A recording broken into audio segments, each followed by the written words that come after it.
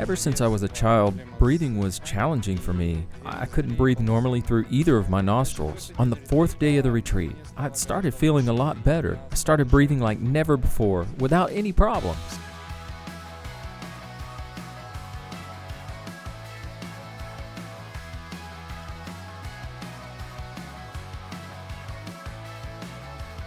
I sprained my ankle, and I could tell it was bad, and I still stayed through the whole day at the retreat.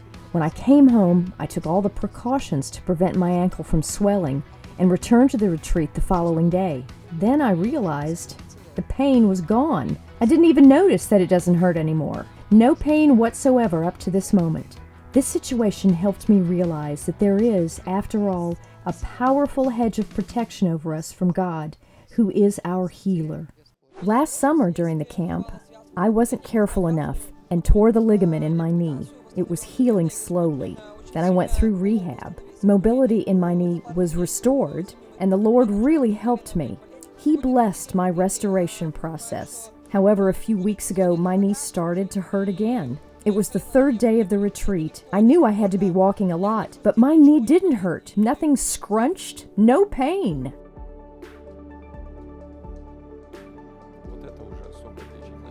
Here's the special distinctive feature of this retreat, right there. These many healings, also deliverances. Well, it's been some years since we last witnessed anything of the kind in our congregation. People with all sorts of illnesses, infirmities, and problems, all of a sudden, they found themselves in the epicenter of His bursts of grace and discovered that they had become targets of His miracles.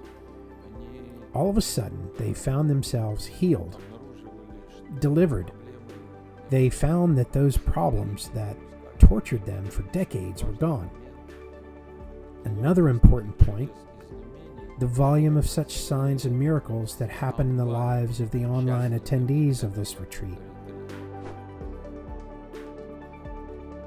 Customarily, the retreat was open for both online and in-person attendance. More than 1,200 attendees from 11 countries could join the retreat in person, while 10,000 viewers from 33 countries joined the sessions online.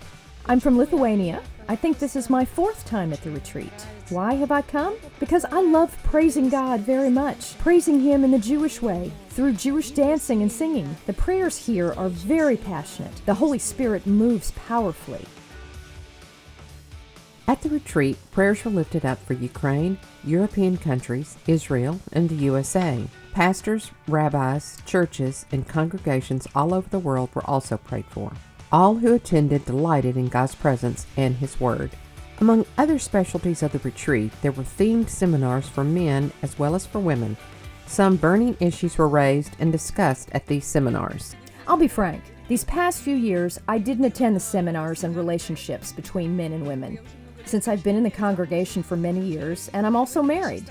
So many things became clear long ago, but when I learned that there were going to be separate seminars for men and women, I became very eager to join. I came to the seminar after work and was pleasantly surprised with the profundity of the topic discussed. I clearly understand that there are issues in my life. I began to notice them. So I want to know the reasons for those issues and how to deal with them. It was very interesting. We discussed very good topics. Some I had meditated on before. The questions that bothered me were raised. I learned a lot. In my opinion, there should be more seminars like this. It's where we can learn many things. In between the main sessions, those who were interested could join the unique online seminars on Jewish symbolism, prayer, worship, and street festivals. Among the speakers of the retreat, Bishop Andrei Tishchenko, Pastor Sergei Shidlovsky, Anastasia, and Frank, representatives of the March of Life movement teaching on the Veil of Silence, and Rabbi Boris Kursinka. The questions I came here with were answered.